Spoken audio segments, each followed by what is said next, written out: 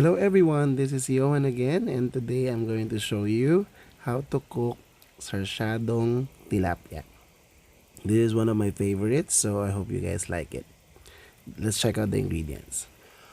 We have garlic, onions, tomatoes, which I've deseeded and I strained the juices out of it.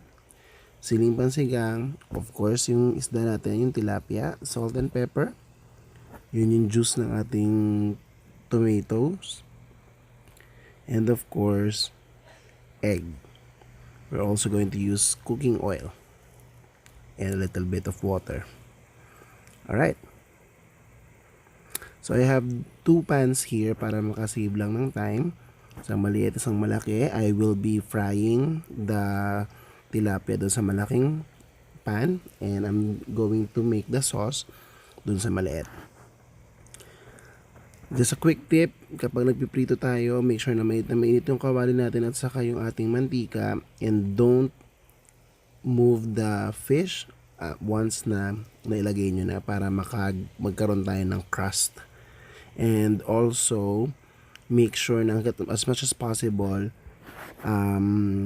i-drain nyo yung fish nyo para wala siyang moisture or water. Kasi pag may water, nagkikreate siya ng steam, hindi siya nagiging crispy yung balat. Alright, on the other pan, I'm just sweating out the onions. Yan. Mas maraming onion, mas masarap kasi yan yung para sa akin, yan ang basic ng isang sarsyado. Maraming onions, maraming bawang, marami ring tomatoes.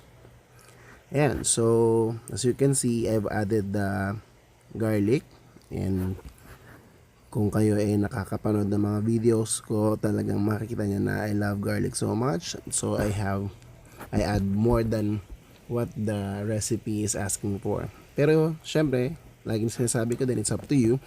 Kayo nang bahala mag-adjust with your preference. Alright. So, na-sweat out ko na yung onions, nagisa ko na rin yung bawang, hindi ko siya binaround or whatever, sinwet out ko lang para ma-extract yung kanyang mga flavors. And I've added our tomatoes and our long green chili or yung siling pangsigang.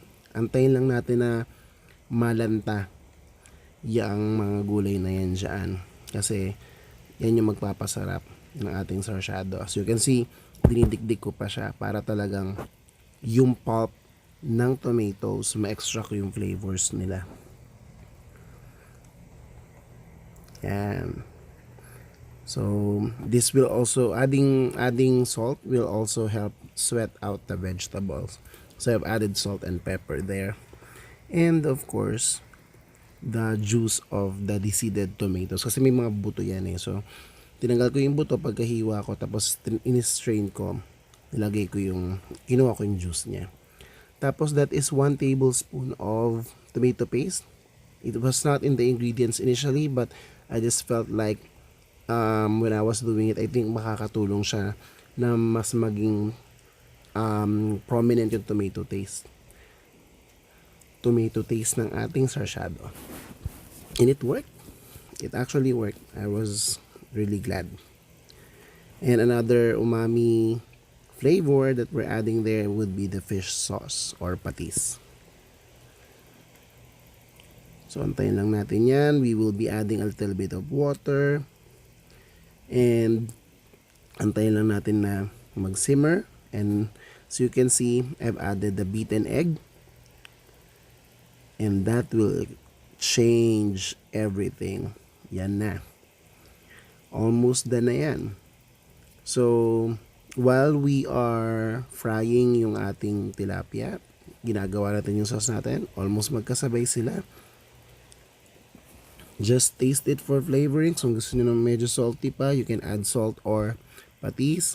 This time, I've added salt there. Kasi nung pag-add ko nung itlog, medyo tumabang siya. And of course, the patis. And that's it. That's our dish. Very easy to prepare.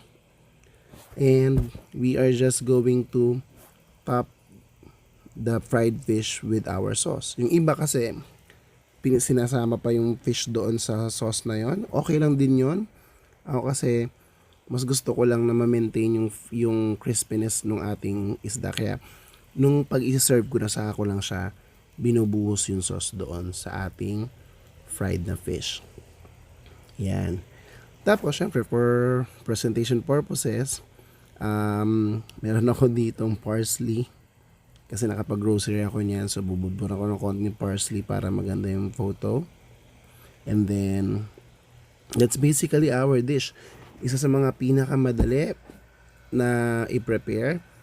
Ang ingredients sa laging available sa market or sa mga talipapa, so hindi kayo mahihirapan na gawin siya. Plus masustansya pa kasi yung mga vitamins na makukuha nyo dun sa tomato, sa onion, sa garlic, it's all good. That is our dish for today. Alright, thank you so much guys for watching. I hope you guys like it. Please subscribe to our channel and don't forget to hit the notification button so that you can be advised sa mga bagong videos natin. And please support our social media channels like Instagram and Facebook. Until our next recipe, thank you very much. Bye!